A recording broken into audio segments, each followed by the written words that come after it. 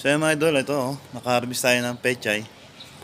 So yan di ba? Kahit pa paano, napakinabangan natin yung tinanim kong pechay dito. Yan, di ba? Ayan, kita nyo naman. Magkano rin sa palengke to. Kaya kahit pa paano, meron tayong tikman sa tanim natin, di ba mga idol? So, yan. Kasi hindi siya tumaba ng gusto mga idol eh. May mga ilan tumaba pero yung hindi siya lahat. So yan di ba? Okay na okay? Wow, harvesting. At least kahit paano may na-harvest si idol na pechay. Diba? Astig, ang sarap sa pakiramdam mga idol pagka ganito nga, may tinanim ka tapos may harvestin ka. Tapos mapapansin mo yung tanim mo kahit tamang lang, pang ulam. Ano ba nito? Diba? Ayos, astig. Panalo si idol. Let's go to the G. Ito mo naman mga idol Hindi siya masyadong tumaba. Ayan. Kaya yung lupa ang inaano ko. At saka hindi siya masyadong naarawat.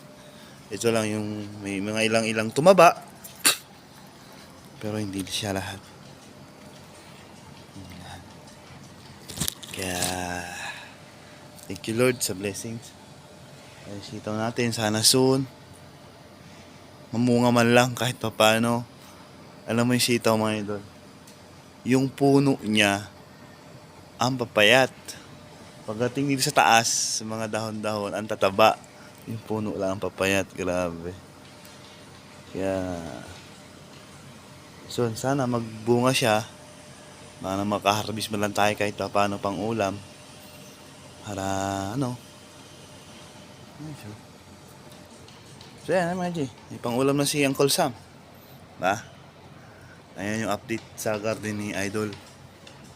Tapos yung saging natin, doon ko tinanim yung saging. Doon banda yung saging. Nakita nyo naman. Ito mo, ang lalago ng dahon ng sitaw. Pero pagdating sa puno, ang papayat mga idol.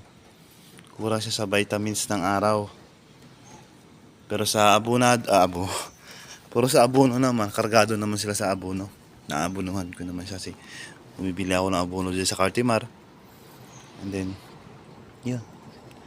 Sana makarabis man lang tayo dyan sa sitaw. Siyempre, para naman kahit paano, masolusyonan man lang yung pinagpaguran ko. Tulad nito, enjoy ako. Masaya ako kasi pechay. Tanim ni Idol. Harvest na ngayon. Good morning. Ayan, Idol, ya. Okay, mga Idol, bye. Ito na yung update sa garden ko. Bye-bye.